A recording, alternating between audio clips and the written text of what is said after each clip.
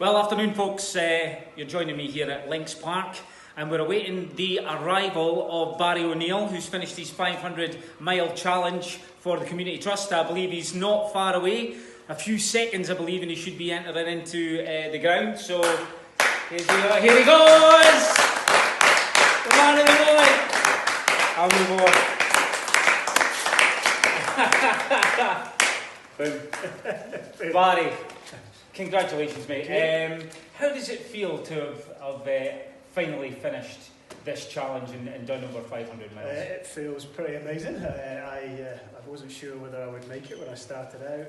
500 miles seemed like a hell of a lot, especially 100 miles in when I had blisters like you would not believe.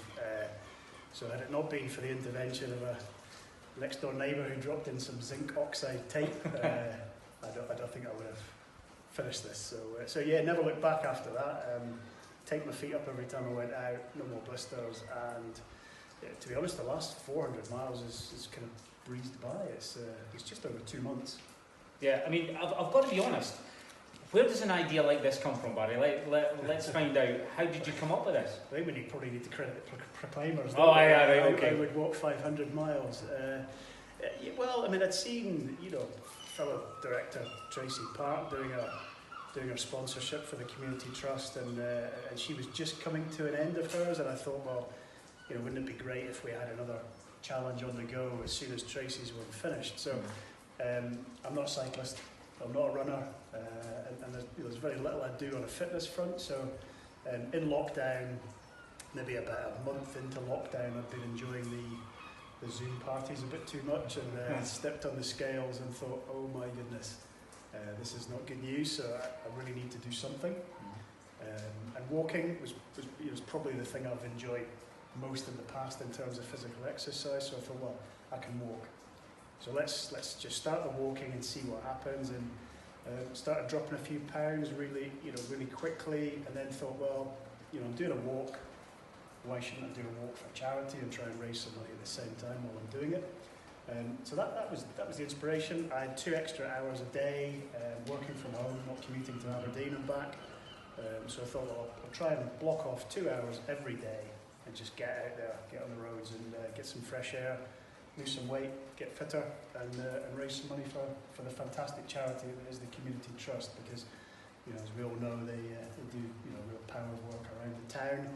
And at the time when I started it, they were feeding people who were in most need, churning out 40, 50, 60, 70 hot meals a day to those that needed it most in the town. And if that doesn't get you motivated to get out and do some walking to raise some money, then nothing more. So, No, great. And I mean, have you got any idea how much money you've managed to raise so far?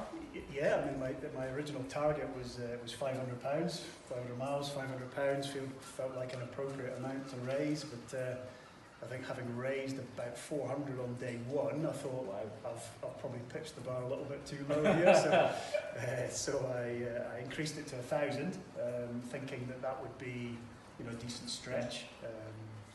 And 350, 400 miles in, it was still sitting at about 600, so I thought, I've gone too far. I've messed this up now. But I have to say, over the last few weeks, as word has got out of me getting closer, probably nobody expected me to finish it, so nobody was sponsoring me until I got over the finish line. But yeah, it's up to about £1,300 or £1,400 as of today. Oh, that's brilliant. It's great. Really delighted, and seriously, thanks from the bottom of my heart to everybody that's dipped their hand into their pocket. Large donations, small donations, every pound helps. So yeah, really grateful. So I mean, obviously you'll have travelled many of the roads round about locally. Is there any walk in particular that sticks in your mind, one you really enjoyed? I love being down the beach.